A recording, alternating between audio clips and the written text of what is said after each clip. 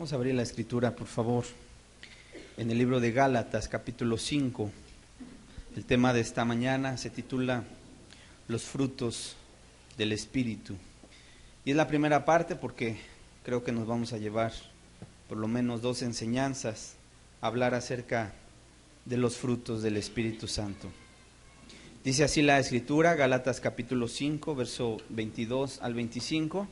Mas el fruto del Espíritu es amor, es gozo, paz, paciencia, benignidad, bondad, fe, mansedumbre, templanza.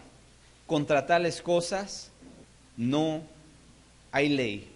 Pero los que son de Cristo han crucificado la carne con sus pasiones y deseos.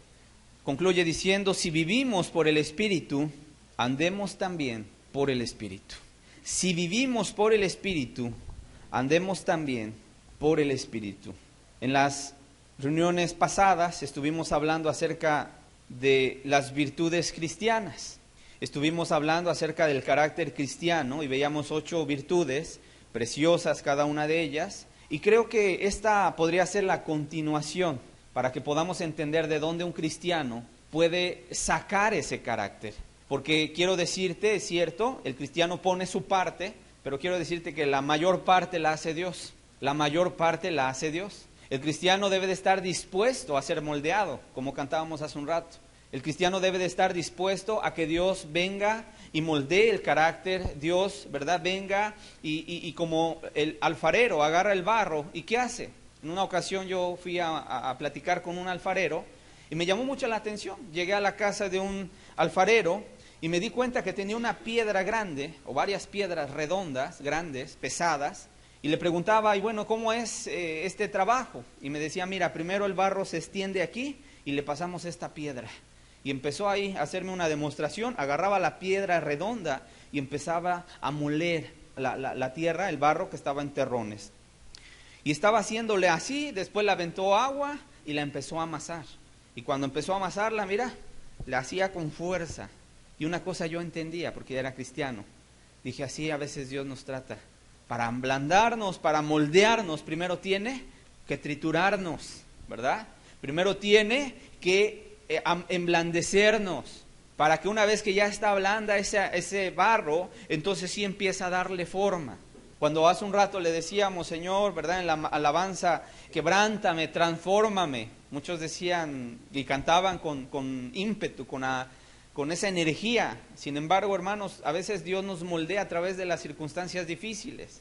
Y cuánta gente que ya está metida en el molde, ¿verdad? Que ya está siendo pasada por el molde. Cuánta gente ya se quiere salir de ahí. Ya dice, ay Señor, ya no tanto. Sin embargo, quiero decirte, es necesario que le sigamos diciendo a Dios, Señor, moldéanos conforme a tu voluntad. Moldéanos, moldea nuestro carácter. ¿Quién necesita que su carácter sea moldeado? Levante su mano. Pues yo creo que todos, ¿sí? Necesitamos llegar a la estatura del varón perfecto, dice la Escritura. Y estuvimos pues analizando en las pláticas pasadas las virtudes del carácter cristiano. El día de hoy quiero que veamos las evidencias o los frutos que produce el Espíritu Santo en la vida de un cristiano. Amén. Hoy quiero que veamos las evidencias para que cualquier persona que se crea cristiana, que se llame a sí misma cristiana, pueda ver si tiene las evidencias, pueda ver si tiene los frutos del Espíritu en su vida. Si no los tiene, tiene que buscarlos. Si no los tiene, ¿verdad? Tiene que anhelar estos frutos. Obviamente, vamos a explicarlo el día de hoy, cómo se adquieren estos frutos del Espíritu Santo. Pero vamos a orar para pedirle a Dios su ayuda. Padre, hoy te damos gracias primeramente porque nos has dado un día precioso, Señor.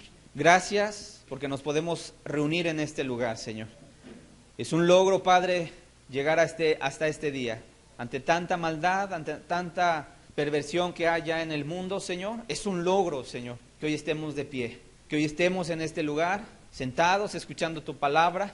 Es un milagro tuyo, Padre, que el día de hoy podamos estar predicando tu palabra en este lugar, Señor. ¿Qué pedimos, Señor? Que tú nos hables conforme a tu palabra. Que pedimos, Señor, que tú nos ministres conforme a tu palabra. ¿Qué pedimos, Señor? Que tú nos moldees, Señor, conforme a tu palabra, Señor. Que tu Espíritu Santo venga y abra los ojos de cada uno de los presentes, cristianos y no cristianos, Señor, para que podamos entender cuál es la buena voluntad que tú tienes para con el ser humano, Señor. Háblanos en esta mañana, en el nombre precioso de Jesús te lo pedimos. Amén, Señor. Amén. ¿Qué es un fruto, hermanos? ¿Qué es un fruto? Lo podemos entender como el resultado o como la evidencia que testifica algo. Eso es lo que significa la palabra fruto. Un árbol se conoce ¿por qué? Por su raíz, ¿verdad? ¿Por su raíz se conoce el árbol? No. Si nosotros no fuéramos especialistas, no vamos a conocer un árbol ni siquiera por su tallo. Es más, ni siquiera por su follaje, por sus hojas. Si yo te pongo un arbolito, por ejemplo, de limón, y uno de naranja, y uno de mandarina, y uno de lima, tú no vas a distinguir cuál es cuál. Ajá. Hasta que crecen y dan su fruto, entonces sí vas a decir, es un limón, es una mandarina, o un mandarino, es un naranjo. Pero mientras, de alguna manera, se parecen, ¿cierto o no? ¿Qué es lo que diferencia o por qué identificamos al árbol? Por su fruto. Y Jesús dijo, por su fruto los conoceréis. Dice la Escritura, van a venir falsos profetas. Van a venir gente que va a hablar aparentemente y entre comillas de Dios, ¿verdad? Y se van a mostrar muy piadosas las personas, pero dice, ten cuidado, porque hay lobos vestidos de ovejas, con piel de ovejas. La gente se puede preguntar, bueno, Señor, ¿cómo yo puedo identificar cuando una persona entonces esté, o sea, un lobo vestido con piel de oveja? Jesús dijo, por sus frutos los conoceréis. Por sus frutos los conoceréis. Entonces, ¿qué es lo que evidencia algo? ¿Qué es lo que testifica el fruto? Ajá. En ocasiones también hay personas que no saben qué tipo de árbol es hasta que ya empieza a dar el fruto. Entonces, es una manzana. Yo no conozco el árbol de manzana. Yo me las como y están sabrosas, pero yo no lo conozco. Si yo veo por ahí un árbol, nada más el follaje, y alguien me dice, mira, este es un manzano, difícilmente podría yo entender hasta que vea el fruto, ¿verdad? Sí, cierto. No conozco como en la pera, el higo, no conozco. A lo mejor me los puedo topar y no sé ni siquiera qué es un higo. Ajá. Entonces, hasta que vemos el fruto, entonces nosotros sabemos que es precisamente un árbol de diferente tipo. De la misma manera, la Biblia habla de frutos, frutos del arrepentimiento. Haced frutos pues dignos de arrepentimiento. ¿Cuál será un fruto digno de arrepentimiento? Pues que el que robaba ya no roba, ¿verdad? Ese es un fruto digno de arrepentimiento, una evidencia de que la persona se arrepintió. El que le gustaba mucho andar en el chisme, el que le gustaba mucho abrir la boca, ¿verdad? Y traer y llevar, como se dice, ¿verdad? ¿Cuál es un fruto de su arrepentimiento? Que ahora, mira, pico de cera. Es una persona que está dando frutos. Una persona que vivía amargada, gritando, gritoneándole a los hijos, ¿verdad? Ahí insultando a medio mundo, que si salía el sol porque salía el sol, que si llovía porque llovía, siempre amargada la persona. ¿Cuál es el fruto del arrepentimiento? Ahora esa persona va a tener un corazón amoroso, perdonador. Que si antes, ¿verdad?, se le atravesaban ahí a media calle un carro o le estacionaban un carro en su banqueta y antes explotaba y hasta ponchaba llantas, ¿verdad? Ahora no. Ahora dice, pues ni modo, a lo mejor no había otro lugar, lo pusieron aquí y la persona pasa por alto. Es un fruto de arrepentimiento. Bueno, quiero decirte que la Biblia habla de los frutos del Espíritu o del fruto, porque no lo habla en plural, lo habla en singular. Dice, más el fruto, uno, del Espíritu Santo es, ¿cuál es el fruto? El amor. Ahí tendría que tener 2 puntos, paz, paciencia, benignidad, bondad, fe, mansedumbre, templanza. ¿De dónde sale la bondad? Del amor. ¿De dónde sale la templanza? Del amor. ¿De dónde sale la fe? Del amor. ¿De dónde sale la paciencia? Del amor. En otras palabras, el fruto del Espíritu Santo es el amor. Y cuando la persona tiene el Espíritu Santo, entonces va a tener el fruto del Espíritu, que es el amor. Pero antes de ver estas evidencias o estos frutos, quisiera que entendiéramos claramente quién es el Espíritu Santo. Hay mucha gente que no sabe quién es el Espíritu. Hay mucha gente y religiones, ¿verdad? Como los testigos de Jehová, que dicen que el Espíritu Santo es la fuerza activa de Dios. Hay religiones, vuelvo a repetir, por ejemplo, tú platicas con un testigo de Jehová y te va a decir es que el Espíritu Santo solamente es como la energía de Dios, es como la fuerza de Dios. Y esa es una enseñanza, una doctrina falsa, porque la Escritura testifica constantemente de Génesis a Apocalipsis que el Espíritu Santo es una persona y no una fuerza. ¿Cuántos dicen amén? El Espíritu Santo es una persona y no una fuerza. ¿Qué es una fuerza? ¿Qué es lo que ves aquí arriba de mí? Es un ventilador. ¿Qué está haciendo? Está girando. ¿Por qué este gira y por qué este no gira? Porque este está encendido. ¿Y qué es lo que hace que gire? Una energía que viene a través de cables, ¿verdad? Y interruptores y switch. Y cuando se le sube o se le prende el apagador, entonces empieza a girar. Entonces la gente, el testigo de Jehová dice es que Dios el Padre, Jehová, entonces es el Dios todopoderoso y es el creador y entonces tiene una fuerza activa que es el Espíritu. Entonces lo asemejan como una energía y eso es algo falso. Eso no es lo que la Biblia nos deja entender y lo vamos a ver ahorita. El Espíritu Santo es la tercera persona de la Trinidad. El Espíritu Santo, repito, es la tercera persona de la Trinidad. Y esto es importante que ustedes lo sepan porque esto es doctrina, es teología. Está Dios Padre, está Jesús, que es el Hijo de Dios, Dios Hijo, y está Dios Espíritu Santo. Amén.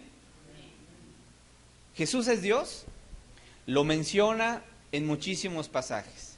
De Dios Padre nadie tiene duda, ¿verdad? De tal manera amó, ¿verdad? Dios, el Padre al mundo, ¿verdad? Que dio a su Hijo. Entonces hay un Dios que Jesús nos enseñó que era el Padre nuestro.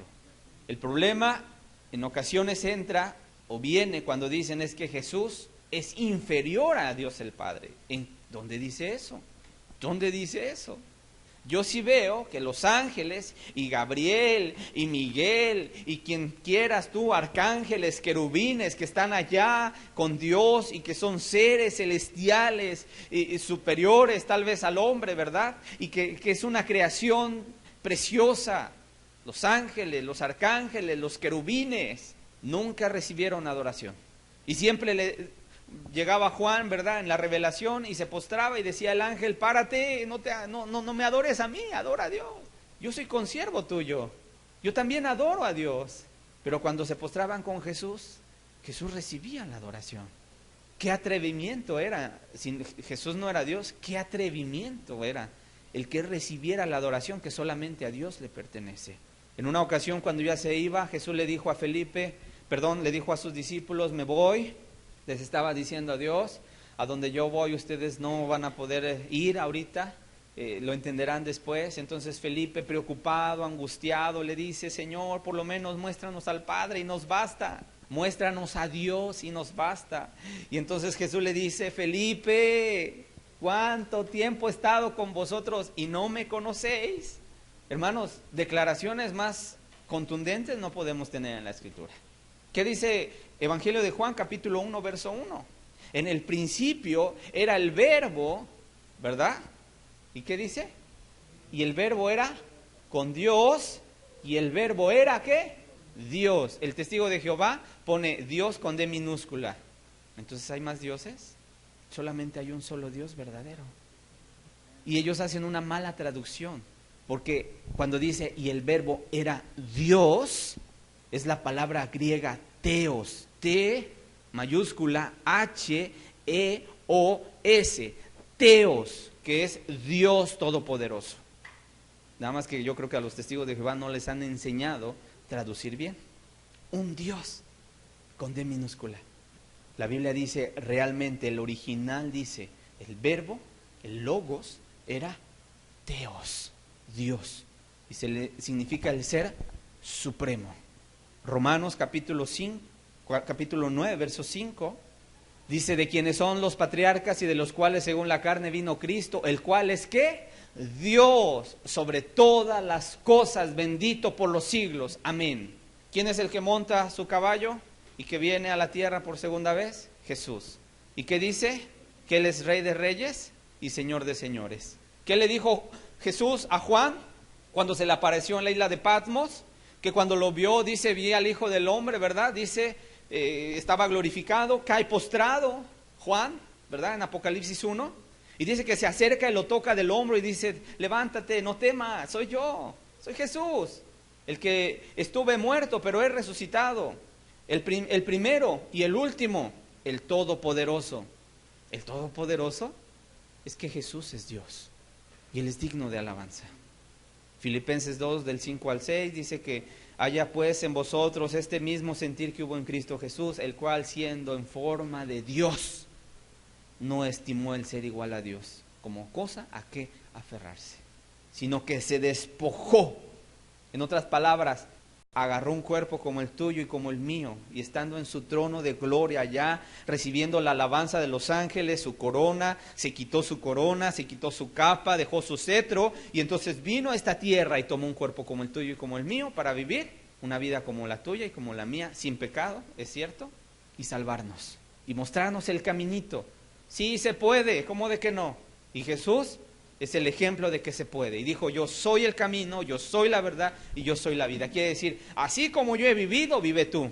Pero no te va a dejar solo, te manda un consolador, que es un ayudador. ¿Vamos claros hasta aquí? Dios Padre, Dios Hijo, Dios Espíritu Santo. Jesús es Dios, tiene los atributos de Dios. Es un misterio, eso también no lo podemos negar. Es un misterio.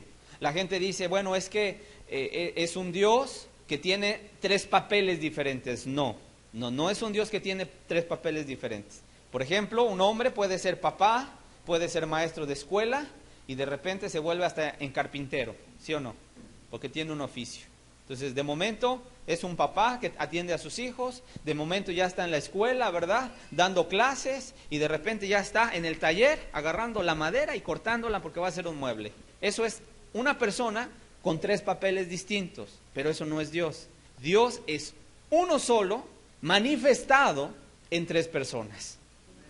Y la Trinidad, mucha gente critica y dice es que no viene la palabra Trinidad. Bueno, no viene la palabra Trinidad, sin embargo podemos entenderla y explicarla a través de esto. Una Trinidad quiere decir uno en tres. ¿Cómo es? No lo entiendo, pero la Biblia lo testifica. ¿Cómo es la eternidad? Que alguien me explique, ¿verdad? De aquellos que se ponen a decir, pero a ver, explícanos la Trinidad. Explícame cómo es la eternidad. Explícame cuándo inició Dios. No te van a poder dar... Oye, si Dios es eterno, entonces hay misterios que no vamos a poder entender aquí en la tierra. Los entenderemos cuando estemos en el cielo. Pero la Biblia dice que Dios está manifestado en tres personas. Primera de Juan capítulo 5, verso 7. Primera de Juan capítulo 5, verso 7. Dice, porque tres son los que dan testimonio en el cielo. Tres son los que dan testimonio allá arriba. ¿Quién es? Es el Padre, el Verbo, o sea Jesús, y el Espíritu Santo. Y estos tres son uno. Estos tres son uno. ¿Qué hizo el testigo de Jehová? Agarró esa parte, agarró su tijera y se la cortó, ese versículo, y le cortó ahí. Usted vaya a la Biblia de los testigos de Jehová y no tiene este versículo. Pero la Biblia dice, ay de aquel que le quite o que le añada, ¿verdad? Yo no quiero estar en los zapatos de los que quitaron este versículo. Yo no quiero estar en los zapatos de aquellos que quitaron este pasaje de la Escritura. Porque entonces su nombre va a ser quitado del libro de la vida. La Biblia dice, tres son los que dan testimonio en el cielo, el Padre, el Verbo y el Espíritu Santo, y estos tres son uno. ¿Vamos claros? El Espíritu Santo tiene los mismos atributos de la deidad, para que tú te des cuenta y entiendas que una fuerza activa pues no tiene sentimientos, ¿verdad? O a lo mejor la luz ahorita está diciendo, ay, tengo que trabajar, ¿verdad? Tengo que estar dándole vueltas aquí al ventilador, ¿para qué? Para que el hermano no se acalore. ¿Está pensando eso? No. Una fuerza es una fuerza, una energía, ¿verdad? No está pensando otra cosa. Sin embargo, cuando vemos los atributos del Espíritu Santo, vemos que es omnisciente, que es omnipotente, que es omnipresente, que tiene los atributos morales, es justo, es santo, es misericordioso, que además siente, que además se le puede contristar, o sea, se puede doler. Imagínate todo lo que tiene el Espíritu Santo. Y tiene voluntad propia. Vamos a ver varios pasajes. Hechos capítulo 5. Y no nos estamos desviando del tema, hermanos. Quiero más bien que quede bien entendido la persona del Espíritu. Por cierto, cualquier hombre que quiera ser salvo necesita el Espíritu Santo. Pero como el Espíritu es santo, entonces, ¿qué va a provocar en la gente? Santidad. Por eso el cristiano también necesita el Espíritu Santo, para santificarse más. Hechos 5, verso 1 dice, pero cierto hombre llamado Ananías, con Zafira su mujer, vendió una heredad y sustrajo del precio, sabiéndolo también su mujer. Y trayendo solo una parte, la puso a los pies de los apóstoles. Y dijo Pedro, Ananías, ¿por qué llenó Satanás tu corazón para que mintieses a quién? Al Espíritu Santo, y sustrajeses del precio de la heredad. ¿A quién le mintió Ananías? Al Espíritu. ¿Verdad que se le puede mentir? Es algo delicado. Dice, reteniéndola no se te quedaba a ti, y vendida no estaba en tu poder. ¿Por qué pusiste esto en tu corazón? No has mentido a los hombres, sino ¿a quién? A Dios. Entonces el Espíritu Santo es Dios. Es una lógica. ¿A quién le mintió Ananías? Al Espíritu Santo. No le mintió a los hombres, le mintió al Espíritu Santo, el cual es Dios. Aquí lo dice. Al oír Ananías estas palabras, cayó y expiró, y vino un gran temor sobre todos los que lo oyeron. ¿Quién lo mató? El Espíritu Santo. Le quitó la vida, el aliento, porque había cometido un pecado terrible, hipocresía. Verso 7, pasado un lapso como de 3 horas, sucedió que entró su mujer, no sabiendo lo que había acontecido. Entonces Pedro le dijo, dime, ¿vendisteis en tanto la heredad? El Espíritu Santo le estaba dando una oportunidad a la mujer. Si ella decía, no, la vendimos en mayor precio, su vida iba a ser librada. Dime, ¿vendisteis en tanto la heredad? Ella dijo, sí, en tanto. Y Pedro le dijo, ¿por qué conviniste en tentar al Espíritu del Señor? He aquí a la puerta los pies de los que han sepultado a tu marido y te sacarán a ti. Al instante ella cayó a los pies de él y expiró. Y cuando entraron los jóvenes la hallaron muerta y la sacaron y la sepultaron junto a su marido. Y vino gran temor sobre toda la iglesia y sobre todos los que oyeron estas cosas. Imagínate. Hechos capítulo 8, verso 27. Vamos más rápido porque Hechos 8, 27 dice, entonces él se levantó, está hablando de Felipe, y fue. Sucedió que un etíope, eunuco, funcionario de Candace, reina de los etíopes, el cual estaba sobre todos sus tesoros y había venido a Jerusalén para adorar, volvía sentado en su carro y leyendo al profeta Isaías, y el Espíritu dijo a Felipe, acércate y júntate a ese carro. Una fuerza activa no habla. El Espíritu Santo, que es una persona, le dijo a Felipe, acércate, júntate a ese carro. Dice, acudiendo Felipe le oyó que leía al profeta Isaías, etcétera, etcétera. Luego dice el verso 39, cuando subieron del agua, Felipe y el eunuco, el Espíritu del Señor arrebató a Felipe, y el eunuco no le vio más y siguió gozoso su camino. Pero Felipe se encontró en Azoto, y pasando anunciaba el Evangelio en todas las ciudades hasta que llegó a Cesarea. ¿Qué hizo el Espíritu Santo? Tomó a Felipe y se lo llevó a otro lugar. De repente Felipe estaba con el eunuco, va subiendo del agua y ¡pum!, desapareció. ¿Y dónde apareció? En otra ciudad. Un milagro que solamente lo pudo operar el Espíritu Santo. ¿Por qué? Porque es todopoderoso. Quienes han leído el testimonio del hombre celestial, cuenta él que en una ocasión tenía que llegar a un lugar a predicar y pues obviamente tenía que recorrer una gran distancia e iba corriendo a todo lo que daba. Y a lo mejor se iba a tardar, 4 o 5 horas para llegar al lugar donde tenía que predicar. Pero ¿cuál fue su sorpresa? Que iba corriendo de tal manera que cuando alzó los ojos se dio cuenta que había llegado ya a su lugar en media hora. ¿Qué fue eso? Que el Espíritu Santo nuevamente volvió a hacer un milagro donde este hombre prácticamente lo traslada, lo teletransporta a otro lado. Y eso es algo que está aquí registrado en la Escritura. Hechos 10, verso 19. Dice, y mientras Pedro pensaba en la visión, le dijo el Espíritu, he aquí 3 hombres te buscan, levántate pues y desciende, y no dudes de ir con ellos, porque yo los he enviado. El Espíritu Santo le ordenó a Pedro, baja y ve con ellos. Hechos 13, verso 1. Había entonces en la iglesia que estaba en Antioquía profetas y maestros, Bernabé, Simón, Lucio de Cirene, Manaén, el que se había creado junto con Herodes tetrarca, y Saulo. Ministrando estos al Señor y ayunando, dijo el Espíritu Santo, apartadme a Bernabé y a Saulo para la obra a que los he llamado. También Él llama, también Él aparta. Dios hace llamados, amén. Dios nos llama a ser sus seguidores. ¿Quién es el que capacita? ¿Quién es el que nos ministra? ¿Quién es el que nos pone las herramientas? El Espíritu Santo. ¿Quién es el que levanta pastores? ¿Quién es el que levanta profetas? ¿Quién es el que levanta ministros? ¿Quién es el que levanta diáconos? ¿Quién es el que levanta ancianos en una iglesia?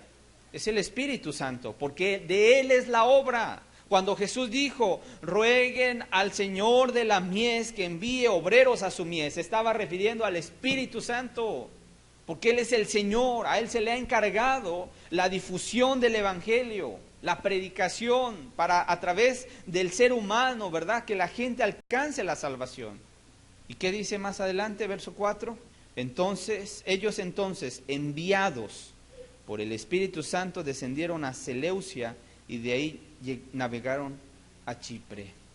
El Espíritu Santo llama, aparta, envía, etcétera, etcétera. Hechos 20. ¿Ya nos quedó claro que no es una fuerza activa? Y solamente son unos que otros pasajes. Hechos 20, 28. Dice, por tanto, mirad por vosotros. Le está hablando el apóstol Pablo a los ancianos de las iglesias de Éfeso, allá en Mileto. Por tanto, mirad por vosotros y por todo el rebaño en que el Espíritu Santo os ha puesto por obispos, para apacentar la iglesia del Señor, la cual Él ganó por su propia sangre. En otras palabras, un obispo, un anciano, ¿quién lo ha escogido? El Espíritu Santo. En otras palabras, llegaba Pablo, predicaba la palabra, el Espíritu Santo salvaba a toda esa gente, se hacía una congregación, una iglesia, inmediatamente se designaba un responsable, un anciano, que fungía como un pastor, o varios ancianos, que fungían como líderes, columnas de la iglesia. Y les estaba diciendo el apóstol Pablo, ahora yo me voy, y van a venir muchos que no perdonarán al rebaño, van a venir gente que despiadada, que van a querer hacer daño al rebaño. Dice, por tanto, ustedes miren por la iglesia. Dice, por todo el rebaño en que el Espíritu Santo os ha puesto por obispos. Y bueno, finalizo con esto en Mateo capítulo 12. Mateo capítulo 12, verso 31. ¿Qué tanta importancia tiene el Espíritu Santo? Que Jesús dijo esto. Dice, por tanto os digo, todo pecado y blasfemia será perdonado a los hombres. Todo pecado, toda blasfemia. La palabra blasfemia quiere decir hablar en contra de Dios, hablar mal de Dios. Dice, toda blasfemia será perdonado a los hombres, mas la blasfemia contra el Espíritu no le será perdonada. A cualquiera que dijere alguna palabra contra el Hijo del Hombre, o sea, contra Jesús, le será perdonado. Pero el que hable contra el Espíritu Santo no le será perdonado, ni en este siglo, ni en el venidero. Es una fuerza activa. Imagínate, el pecado imperdonable, solamente hay un pecado imperdonable. Un pecado que Dios no perdona. La blasfemia contra el Espíritu. Es el pecado que Dios no perdona. Por lo tanto, nos deja entender la importancia. Fíjate, Jesús incluso dice, el que hable contra mí va a ser perdonado, pero el que hable contra el Espíritu no. Como incluso exaltando al Espíritu, ¿verdad? Poniéndolo por superior. Hay que tener mucho cuidado. Ahora quiero, una vez que nos ha quedado claro que el Espíritu Santo es una persona, que es la tercera persona de la Trinidad, que es Dios, que tiene los atributos de Dios, que tiene los atributos morales de Dios, que tiene voluntad, sentimientos, piensa, habla, llama, aparta, envía, pone, instituye. ¿Qué más le podemos? Él levantó las iglesias en el libro de los Hechos. De hecho, no debería llamarse el libro de los Hechos de los Apóstoles. Más bien tendría que llamarse el libro de los Hechos del Espíritu Santo. Porque es el Espíritu Santo el autor de todo. Amén. Ahora pasemos a otro punto. ¿Cuál es la obra del Espíritu Santo? Vamos a Juan capítulo 16, por favor. Evangelio de Juan capítulo 16, verso 7. Dice, pero yo os digo la verdad, os conviene que yo me vaya, porque si no me fuese, el Consolador no vendría a vosotros, mas si me fuere, os lo enviaré. Y cuando Él venga, convencerá al mundo de pecado, de justicia y de juicio. Amén. ¿Cuál es la obra del Espíritu Santo en el mundo? Primeramente, el Espíritu Santo vino a convencer al mundo de pecado. Quiero decirte y quiero ser bien solemne en esta parte. Nadie se puede salvar a menos que el Espíritu Santo venga a esa vida. Por más que la gente brinque, grite, llore, clame, haga cualquier cosa, no se puede salvar si no viene el Espíritu Santo a tratar primeramente con ella. Por eso las influencias del Espíritu Santo en la vida del pecador son influencias como el oro, como la plata. Deben de ser valiosas. Cualquier persona que menosprecie una visitación, un toque del Espíritu, una convicción de pecado, lo único que está haciendo es menospreciando al Espíritu, y el Espíritu Santo un día se puede ir de la persona. ¿Qué sucedió con Saúl? Un día se aferró a su pecado, se aferró a su rebeldía, se aferró a no obedecer a Dios, quebrantaba los mandamientos de Dios, hablaba cosas, ¿verdad? Terribles este hombre, y entonces un día el Espíritu Santo se apartó de él. El Espíritu Santo se apartó de él. ¿Y qué sucedió con Saúl? ¿Sabes qué sucedió? Dios ya no le habló. El Espíritu Santo se contristó de tal manera que lo abandonó. Y no hay peor situación verdaderamente que un hombre pueda experimentar sino ser desechado por Dios. Es lo peor que el hombre puede experimentar. Olvídate que tu familia te cierre las puertas porque estás buscando a Dios, que te la azoten en la nariz, que te digan, ¿sabes qué? Te vamos a desheredar, que tus amigos digan, ay, ¿a poco ya no vas a venir con nosotros a la bebida, al adulterio? ¿Sabes qué? Ya eres hermano, eres fanático, olvídate que nosotros existimos, que te den la vuelta. Tus amigos, tus hermanos, tu padre y tu madre, no se compara con el hecho de que el Dios Todopoderoso, el Espíritu Santo, un día diga, ¿sabes qué? ¿No quieres nada? Entonces se da la media vuelta y se va. Por más que mandemos traer al hermano más espiritual, al profeta más utilizado por Dios en esta tierra, y le digamos, ora por esta persona, no va a suceder absolutamente nada. Cuando Dios cierra una puerta, nadie la puede abrir. No juguemos con el Espíritu Santo. El Espíritu Santo es una persona que siente. Y quiero decirte que cuando viene al mundo, cuando viene a este lugar, ¿verdad? A la tierra, empieza a llamar a cada uno. Y empieza a llamar a cada uno. Y llega un momento en que es un tiempo de Dios. Y la gente debe de conocer el tiempo de su visitación. Piensa en tu vida. ¿Cómo andabas tú antes de conocer la palabra? Seguramente andabas en la borrachera, seguramente andabas con los amigos, en la parranda, en el adulterio, en muchos pecados.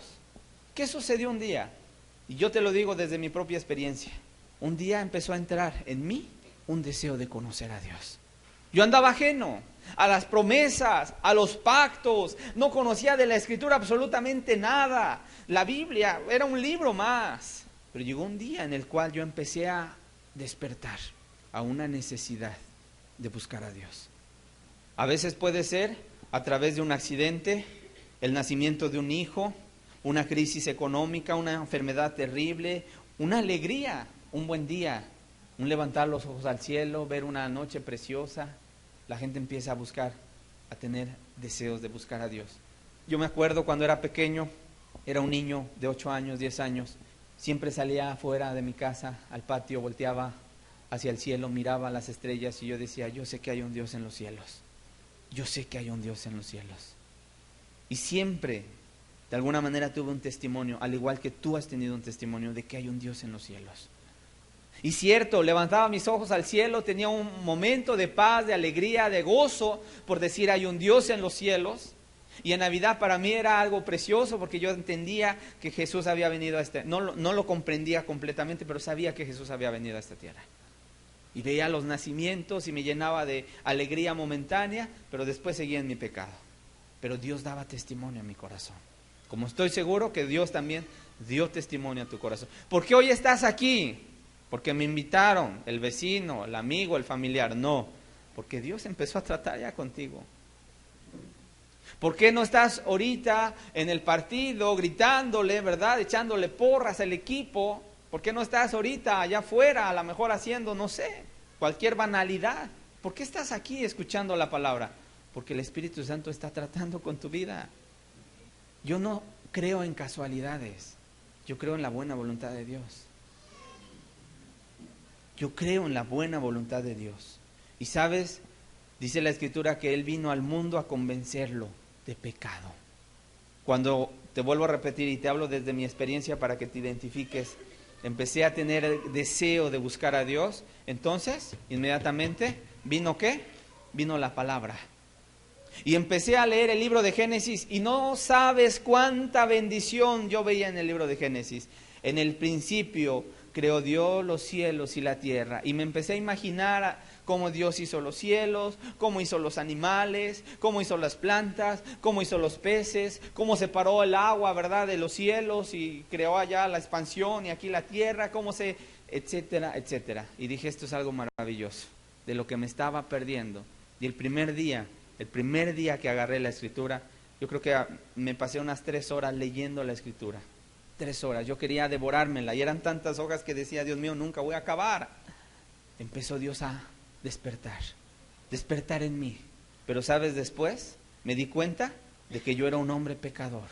Inmediatamente que empiezas tú a leer la Biblia, no sé si te ha pasado, yo llegué al libro de Gálatas 5:19 que dice, y manifiestas son las obras de la carne, que son adulterio, fornicación, inmundicia, lascivia, idolatría, hechicerías, enemistades, pleitos, celos, iras, contiendas, disensiones, herejías, orgías. ¿Y sabes qué hacía yo? Cuando leía esas listas, me las brincaba. Porque yo dije, Dios mío, me está describiendo aquí esto.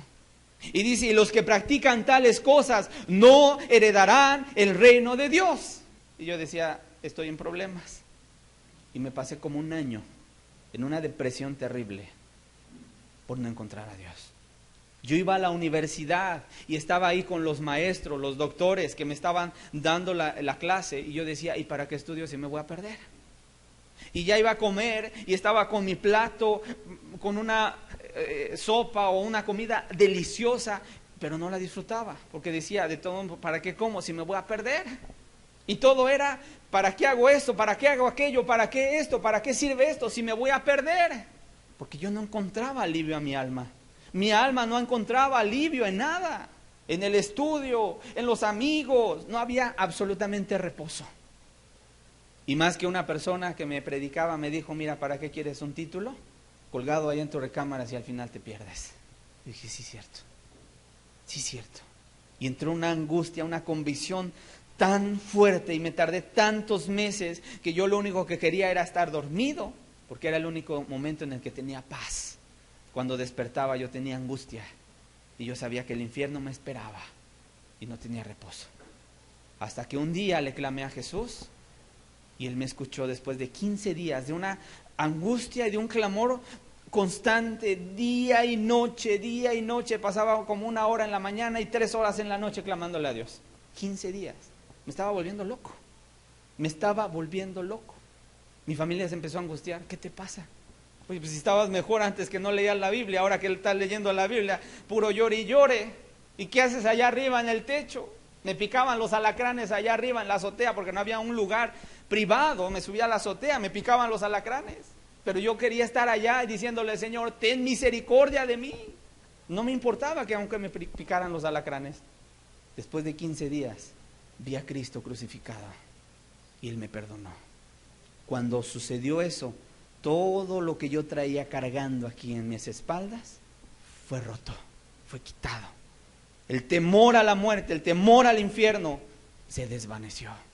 Y sabía que Cristo había pagado el precio por mi alma y ya no iba a ir al infierno. Y lo empecé a amar tanto que dije, Señor, solamente quiero estar contigo.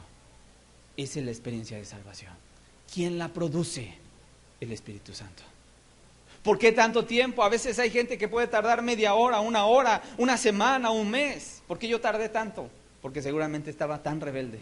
Porque mi corazón tal vez iba a desviar a los pocos meses de haber tenido esa experiencia y me iba a volver otra vez al pecado. No sé. Pero el Espíritu Santo sabía, porque Él es omnisciente, Él sabe todo. Y me trató tanto en una angustia, y por cierto la Escritura habla de una angustia. Mira, vamos a 1 Corintios capítulo 7. Dice el verso 10. 2 Corintios 7:10 dice, porque la tristeza que es según Dios produce arrepentimiento para salvación. ¿Verdad que si hay una tristeza que es según Dios? Pero esa tristeza, dice, produce arrepentimiento. ¿Para qué?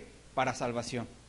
Cuando Pedro estaba predicando en Pentecostés, dice que la gente estaba escuchando y llegó un momento en que sus corazones fueron compungidos, traspasados. Vino una tristeza de parte de Dios, vino una tristeza de parte del Espíritu y dijeron, ¡ay, nosotros matamos al Cristo! ¿Qué haremos? Y Pedro les dijo, arrepiéntanse. Esa tristeza te debe llevar al arrepentimiento. No es la tristeza del borrachito que llega a golpear a su esposa, después está llorando y dice, mujer, ya no te vuelvo a golpear. A los 8 días vuelve a tomar, llega otra vez a la casa y la vuelve a golpear. Y vuelve a llorar y le dice, ya no te vuelvo a golpear. A los 8 días otra vez. Se gasta toda la quincena, llega y golpea a su mujer y dice, ya no te vuelvo a golpear. Y así se la lleva tantos años. Ese es un remordimiento. El arrepentimiento que trae tristeza, si trae lágrimas. Porque aquí el que dice es que yo soy macho y los machos no lloran, pues entonces aquí no hay cavidad para ti. Porque acá Jesús dijo, bienaventurados los que lloran, ¿verdad? Los que lloran, y se refería a los hombres también. Aquí nada de que yo no lloro porque yo soy bien hombrecito. No, aquí el hombrecito llora porque se da cuenta de que le ha ofendido a su Dios. Y entonces él le pide misericordia y después sigue llorando, aunque ya lo perdonó, ahora llora por gratitud. Así que el cristiano se vuelve bien llorón. Amén. ¿Cuántos son llorones aquí? Que seamos de verdad, que nuestras lágrimas caigan a los pies de Cristo. Que con nuestras lágrimas, por cuanto hemos sido pecadores y Él nos ha limpiado, ahora caigan sobre los pies de Cristo en gratitud, como María una vez, ¿verdad? Aquella mujer derramaba sus lágrimas y secaba con sus cabellos. Y dice aquí la Escritura que la tristeza que es según Dios produce arrepentimiento para salvación, pero la tristeza del mundo produce muerte. ¿Judas se sintió triste cuando vendió a su maestro? Sí, y esa tristeza era del mundo, no era de Dios. El Espíritu Santo no estaba ahí.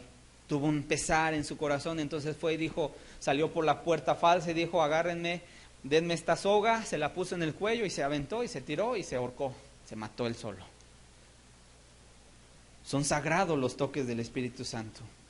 Primera de Juan capítulo 5 verso 8, ahora entendemos este pasaje que a veces la gente no lo entiende. El verso 7 dice que 3 son los que dan testimonio en el cielo. El Padre, Jesús y el Espíritu Santo, y estos 3 son uno. Y el verso 8 dice, y 3 son los que dan testimonio en la tierra. El Espíritu, el agua y la sangre. Y estos 3 concuerdan. ¿Qué quiere decir esto? Quiere decir que cómo opera la salvación acá en la tierra. Llega el Espíritu Santo, convence a la gente, le despierta el deseo de leer la Biblia, le despierta el deseo de ir a la reunión, de venir a escuchar una palabra. Viene la gente, no sé si te ha pasado, cuando viniste por primera vez a este lugar o al lugar donde empezaste a leer la Biblia, dime si no venías con una expectativa. Y venías viendo y entrabas aquí a este lugar y decías, ay, como que siento algo acá en mi corazón. Y cuando escuchabas los cantos sentías algo en tu corazón, quiero decir, es el Espíritu. Y te despierta las ganas, te interesa, te despierta el ánimo, el interés. Dice, y estos 3 son los que dan testimonio en la tierra. El Espíritu hace su parte, te trae, te convence, te redarguye. ¿A través de qué? Dice el agua. El agua es la palabra de Dios es la Biblia. Nos lleva, ¿verdad? Abrimos la escritura, Gálatas 5:19, y dice, manifiestas son las obras de la carne que son adulterio. ¿Verdad que el que ha estado ahí echándole miraditas, el que le ha estado pestañeando a otra mujer que no es su esposa, ¿verdad que es reprendido? Fornicación.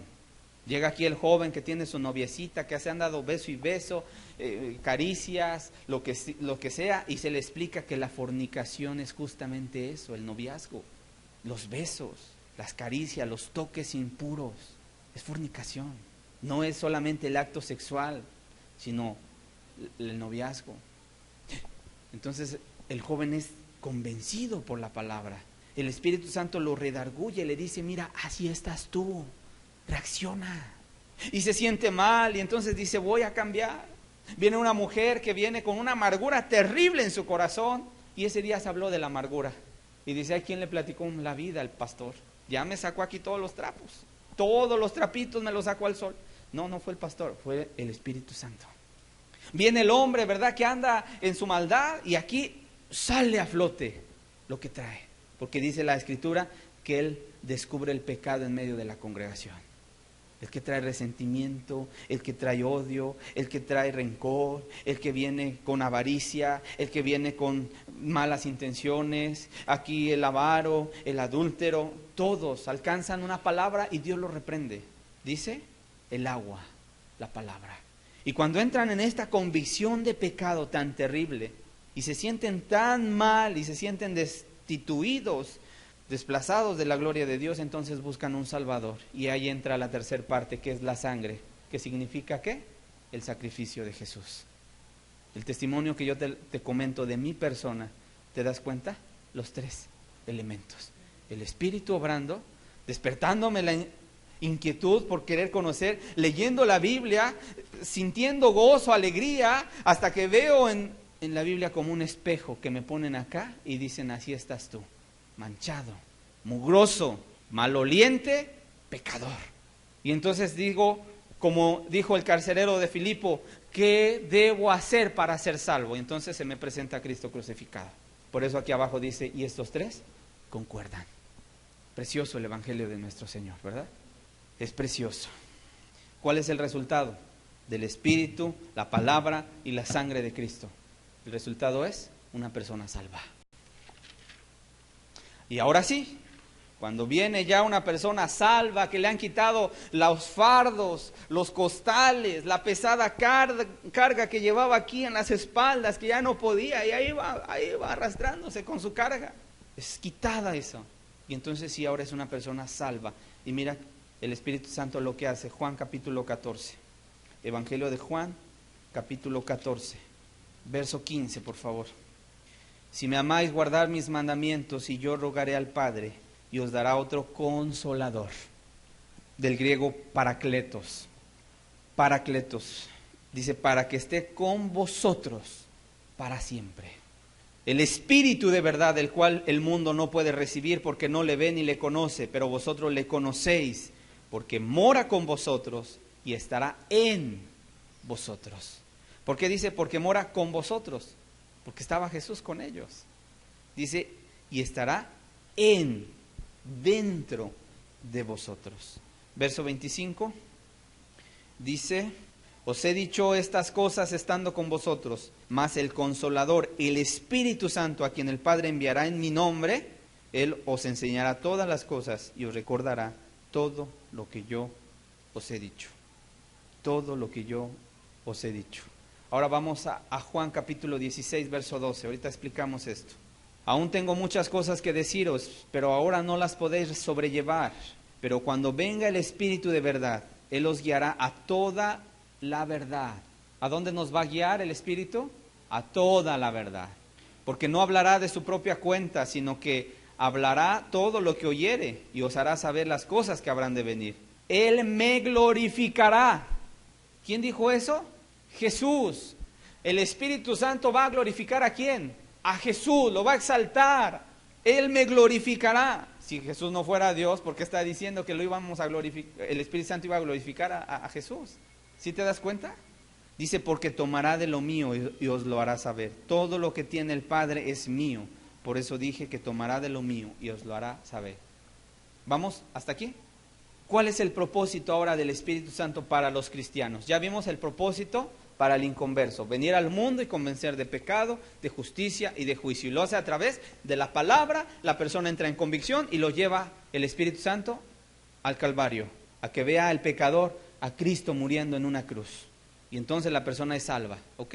Bueno, ya es una persona salva, ahora el Espíritu Santo se vuelve un consolador, de la palabra griega parakletos, que significa el que conforta, el que ayuda, el que está a tu lado, uno que aboga la causa de otra persona ante un juez, un abogado defensor, un asistente legal, un intercesor. Eso es lo que significa la palabra consolador. ¿Cómo ves? Uno que ayuda, un ayudador, uno que está a tu lado, uno que aboga la causa de otra persona ante un juez, un abogado defensor, un asistente legal, un intercesor. Qué preciosas son estas descripciones del Espíritu Santo. ¿Y qué iba a hacer el Espíritu Santo? Dice aquí la Escritura, Juan 14, verso 15. El verso 17 dice, el Espíritu de verdad, el cual el mundo no puede recibir, ni le conoce, pero vosotros le conocéis. Verso 26 dice, el Espíritu Santo a quien el Padre enviará en mi nombre, Él los enseñará. ¿Qué hace el Espíritu? Enseña. ¿Qué hace el Espíritu? Recuerda las palabras de Cristo. ¿Qué hace el Espíritu? Nos guía a toda verdad. ¿Qué hace el Espíritu? Glorifica a Cristo. Y esto se logra a través de la llenura del Espíritu Santo. Cuando Dios salva a una persona es necesario pedirle al Padre que nos llene de su Espíritu Santo. Es una promesa, de hecho, que el cristiano tiene. Cuando Jesús fue presentado por Juan el Bautista, dice, yo os bautizo en agua, pero viene otro que nos va a bautizar en Espíritu Santo y fuego. Y ser bautizado en el Espíritu Santo no significa que la persona va a estar así, mira, con calambres. No significa que va a estar risa y risa, ja, ja, ja, ja, ja, ja, ja, la risa santa. No significa que va a andar así, mira, la borrachera espiritual. Esas son herejías que Satanás ha erigido, ha levantado en medio del pueblo de Dios. Es fuego falso. Tampoco es que el pastor le dé una patada a la persona, como lo que está sucediendo hoy, que hasta manguerazos les avientan y la gente ya empieza ahí a revolcarse. Eso es hipnosis. Eso lo practican los gurús allá en África. Y la gente entra en un trance. Y la gente viene y sí es cierto, se le puede meter hasta un espíritu. Pero en ocasiones puede ser un espíritu inmundo.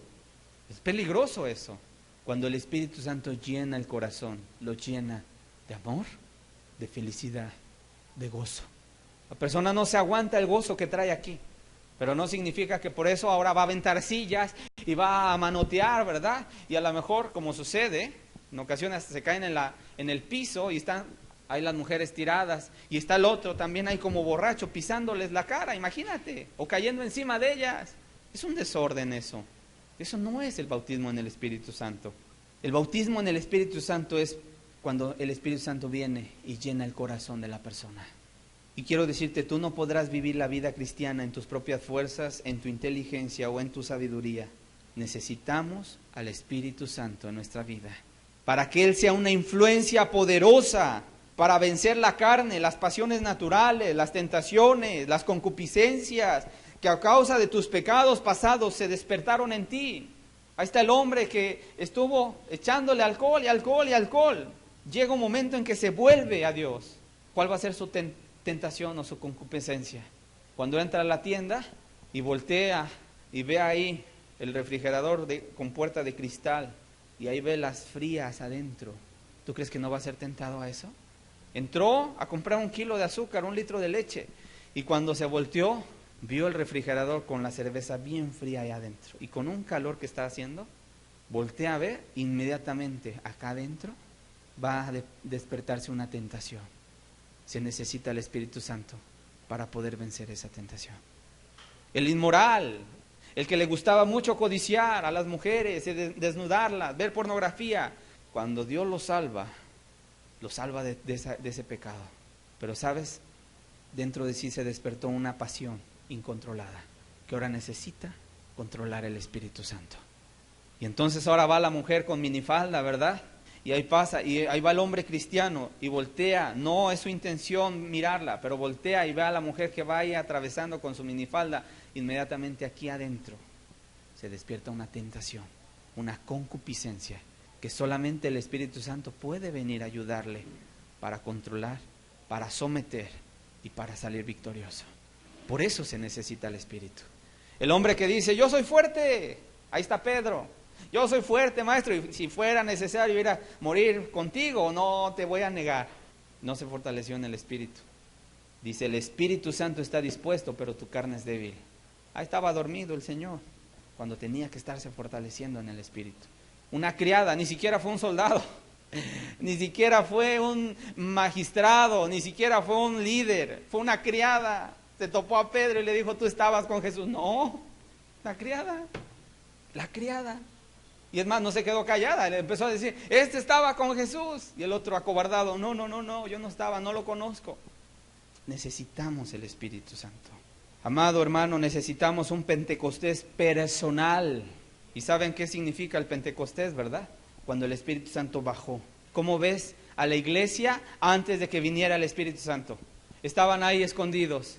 Agarraban a Pedro y sí, estaban orando, pero llegaba y tocaba la puerta y no la abrían. ¿Quién será? Será Pedro, y no la abrían. Estaban ahí temerosos que no nos vean. Viene el Espíritu Santo, llena la iglesia. La gente se congrega, 3,000 almas ahí congregadas, se para Pedro, predicarles. Viene la primer persecución, matan a Esteban y viene una persecución. La gente dice, aquí estamos los cristianos. Aquí, ¿quieres mi cuello? Aquí está. Y entre más gente mataban en el Imperio Romano, más se volvían cristianos. De tal manera que un emperador dijo, la sangre de los cristianos, de los mártires, es semilla para el Evangelio. Dijo, vamos a cambiar de estrategia, porque entre más matamos, más se convierten. Entre más metemos a la fosa y al Coliseo a que se los coman los leones, más se convierten a esa religión. ¿Qué hizo un emperador romano llamado Constantino? Dijo, pues mejor me cambio de bando, me hago cristiano. Y fue el primer papa. Se volvió católico, no cristiano. Fue el primer papa. Porque querían parar al cristianismo. Entonces Satanás dijo, vamos a idear una religión para que no haya ya problema, ¿verdad? Entonces sacó ahí su religión pagana, mezclando muchas cuestiones, cristianizando todo lo pagano, cuando los cristianos de la antigüedad estuvieron en desacuerdo en muchas cosas. Necesitamos un Pentecostés personal. Que no le tengas miedo a nada, hermano. Que si hay que predicar, prediquemos con fuego. Que prediquemos con pasión. Hermanos, ¿la maldad está aumentada? Amén, ¿verdad? Predicar ahorita, ¿verdad? ¿Cierto o no? Causa un poco de miedito. Con el Espíritu Santo, hermanos, podemos tener la victoria. Y nos podemos parar en las plazas, y nos podemos parar en las calles, sin caer en la indolencia, sin ser temerarios. Pero el Espíritu Santo, cuando va con nosotros, va su influencia, va su poder. Y no hay enemigo que nos pueda hacer frente. Y no importa que en una ocasión, en algún momento, incluso hasta la cárcel te puedan meter. Pues así andaba Pablo y Silas. ¿Y hasta dónde los metieron? Al fondo, al calabozo y hasta lo más oscurito. Y les amarraron los pies en el cepo. ¿Y los callaron? Lo bueno que no les pusieron acá, mira, una cinta en la boca para callarlos. Les dejaron abierta la boca y ellos estaban cante y cante alabando a su Dios. Amén. ¿Por qué se achicopalan a veces que con tantito ya la gente dice, ay, estará Dios conmigo porque está dura la pelea? Ve y predica, ve y vive para Cristo. Manifiesta lo que Cristo ha hecho en ti. Cuando el Espíritu Santo viene a tu vida hay fuerza, hay vitalidad, hay ganas de entregarte a Cristo. Hay alabanza al Cordero, hay gratitud hacia Dios, hay energía para predicar su palabra. Ten mucho cuidado cuando en tu vida tú dejes de ver como que está bajando la energía, como que está bajando la vitalidad, como que ya no ora sí, pero como que ya no hay vida, como que ya todo está seco. Aguas, el Espíritu Santo está contristado en tu vida. Vuélvete otra vez a adorar a Dios, a adorar, a rendirte al Espíritu Santo, a decirle, Señor, ven, sopla sobre mí. Él está ansioso, Él está deseoso de que escuchar la oración. Señor, ven y lléname completo. Cuando no hay un corazón que lo anhele, el Espíritu Santo se va contristado, triste. Si tú en algún momento ves que tu vida como que ya no fluye bien, como que incluso vas a predicar y ya no te estás gozando de la palabra que estás compartiendo, algo está pasando en tu interior, detente. Cuando vas a repartir un plato de comida al necesitado y le extiendes la mano y ya no hay bendición, sino ya hay queja, detente, porque el Espíritu Santo puede estar contristado en tu vida y por muchas obras que hagas no va a pasar absolutamente nada. Debe de haber vida. Amén. Juan 7:37, por favor. En el último y gran día de la fiesta, Jesús se puso en pie y alzó la voz diciendo: si alguno tiene sed, venga a mí y beba. El que cree en mí, como dice la Escritura, de su interior correrán ríos de agua viva. Esto dijo del Espíritu que habían de recibir los que creyesen en él, pues aún no había venido el Espíritu Santo porque Jesús no había sido aún glorificado. El que cree en mí, como dice la Escritura, de su interior correrán ríos de agua viva, ríos de agua viva. Y si tú conoces un río que lleve agua, un caudal, yo quiero que vayas a ese río, te pares en medio y lleves a lo mejor, no sé, una tabla, una lámina y trates de detener ese río. Y te pares en medio y ya estés deteniendo ese río, ¿qué va a pasar? No se detiene. El río te va a quitar, va a decir, no, va a fluir. Ese río de agua viva del Espíritu no se detiene en ti, sino que fluye, sino que va. Y dice que es un río, ¿qué? ¿De agua qué? Viva. Y donde hay vida no hay muerte. Y donde hay luz no hay oscuridad. Y donde hay alegría no hay tristeza. Es lo contrario. Es un río de agua viva. ¿Cuántos tienen vida en este lugar? Uno que otro. ¿Cuántos quieren tener vida? ¿Realmente en tu vida anhelas estos ríos de agua viva? Por cierto, quiero decirte, estas llenuras del Espíritu deben ser constantes.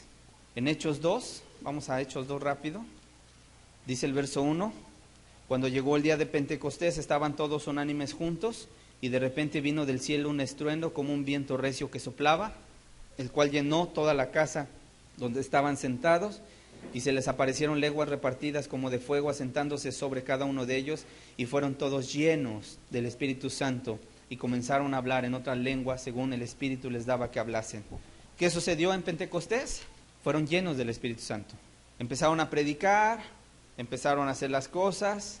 ¿Qué pasa posteriormente? Vamos a Hechos 4, verso 23. Los habían encarcelado, los pusieron en libertad, estaban ya teniendo las primeras persecuciones. Dice, puestos en libertad vinieron a los suyos y contaron lo que los principales sacerdotes y los ancianos les habían dicho. Y ellos, habiéndolo oído, alzaron unánimes la voz a Dios y dijeron, soberano Señor, tú eres el Dios que hiciste el cielo y la tierra, el mar y todos los que en ellos hay. Verso 29, y ahora Señor, mira sus amenazas y concede a tus siervos que con todo denuedo hablen tu palabra, mientras extiendes tu mano, para que se hagan sanidades y señales y prodigios mediante el nombre de tu santo Hijo Jesús. Cuando hubieron orado, el lugar en que estaban congregados tembló, y todos fueron llenos del Espíritu Santo y hablaban con denuedo la palabra de Dios. Otra vez, ¿verdad? Otra llenura, y otra llenura, y otra llenura. ¿Y de dónde crees que sacaba la iglesia de los Hechos su fuerza para predicar? ¿Y de dónde crees que sacaba Felipe su predicación y sus ganas de predicar? Y júntate a este eunuco y predica en Samaria y está en Azoto y predica aquí y predica allá. ¿De dónde sacaba ellos su fuerza? Del Espíritu Santo. ¿Por qué? Porque era su fortaleza. Influencias constantes. Y quiero decirte, cuando hay una influencia, una llenura del Espíritu Santo en tu vida, aún se nota en la alabanza. Cuando no, cuando en tu vida hay tristeza, estás así, con la cara ahí toda derrotada, con las manos caídas. Pero nada más viene el Espíritu Santo y te llena y te lleva a Cristo y te lleva a Dios y empiezas a entender su amor, su sacrificio, su paciencia, y entonces las manos se levantan y la boca se abre. Y yo lo noto, hermanos, cuando la gente no viene con un corazón agradecido, con el Espíritu Santo en su vida, apagado.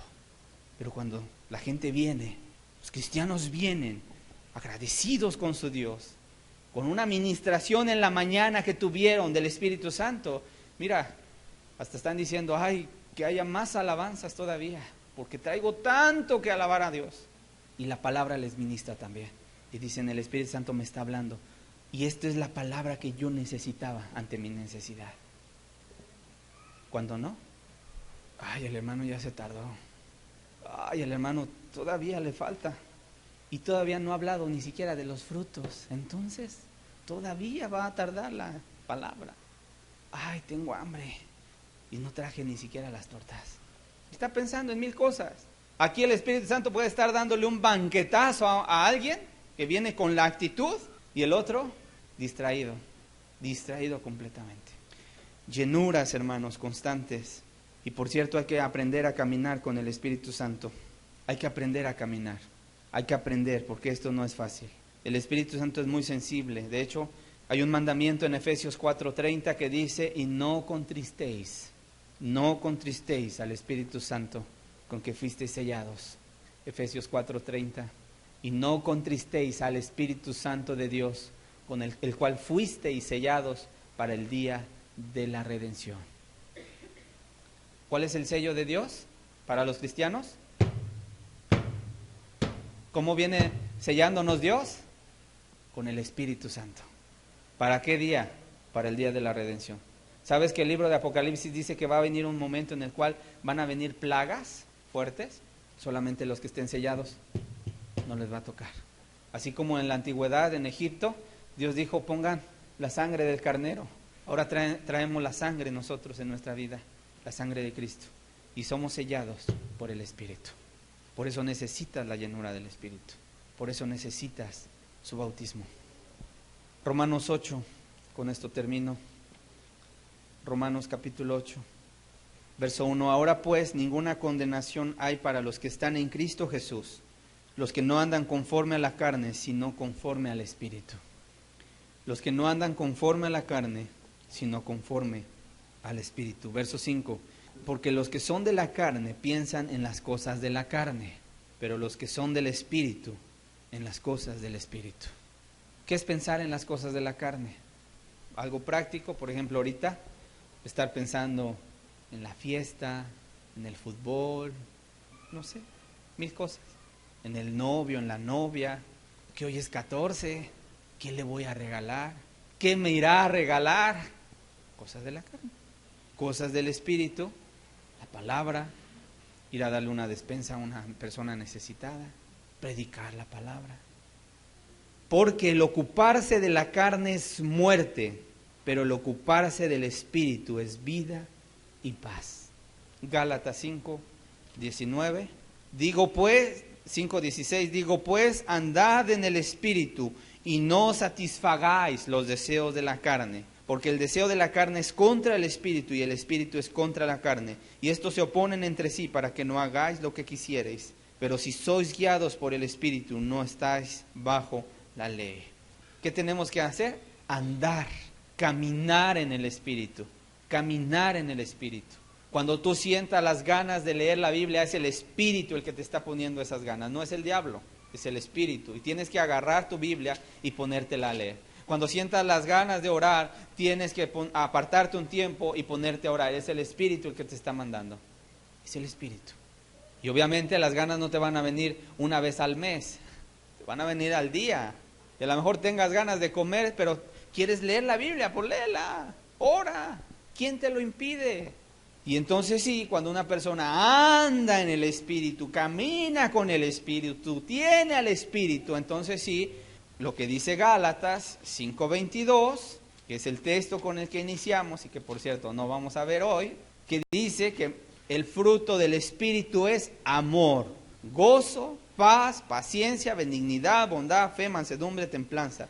Contra tales cosas no hay ley. ¿Y qué frutos tan preciosos? ¿Qué frutos tan preciosos? Cerremos nuestros ojos. Ahí en tu lugar, tal vez ahora entiendes las influencias, los toques que ha tenido el Espíritu en tu vida. ¿Alguien en alguna predicación se ha sentido mal, se ha ido mal? Sintiéndose culpable, sintiéndose triste, sintiéndose como que la predicación fue para él. Quiero decirte, yo no tengo nada en contra de nadie, sino más bien es el Espíritu Santo que nos trae convicción de pecado. Y son preciosas los toques del Espíritu, son sagradas las convicciones del Espíritu. No menosprecies esos toques, porque a través de esos toques el Espíritu Santo te puede salvar, te quiere salvar. ¿Eres cristiano? Necesitas llenarte constantemente de Él. Que tu vida rebose del Espíritu en tu corazón. Si vosotros siendo malos sabéis dar buenas dádivas a vuestros hijos, cuanto más vuestro Padre Celestial os dará el Espíritu Santo a quien se lo pida. Jesús os bautizará en Espíritu Santo y fuego. Son las promesas que tenemos, hermanos. En tu vida, en tu oración, tienes que pedirle: Señor, bautízame, lléname. Ahí en lo secreto, lléname, Señor. Y cuando esté viniendo el Espíritu Santo, dile: quiero más, Señor, doble porción de ti. Y entonces sabrás lo que es caminar en el Espíritu. Porque vendrá a tu corazón el gozo, la paz, el amor, la paciencia, la mansedumbre, la templanza, la fe. Padre, gracias por tu palabra, Señor. Gracias por tu bendita palabra, Señor, porque no nos dejas a oscuras. Qué clara es tu palabra, Señor. Gracias porque eres nuestro Padre, nuestro guiador, nuestro Maestro. Gracias, Espíritu Santo, porque tú eres nuestro Dios, el que nos guía a toda verdad. Que en tu palabra del día de hoy no caiga en corazones que no están preparados, sino que caiga en corazones listos y preparados, Señor. Que digan: yo quiero, yo anhelo estar con el Espíritu. Gracias por esta palabra. En el nombre de Jesús. Amén.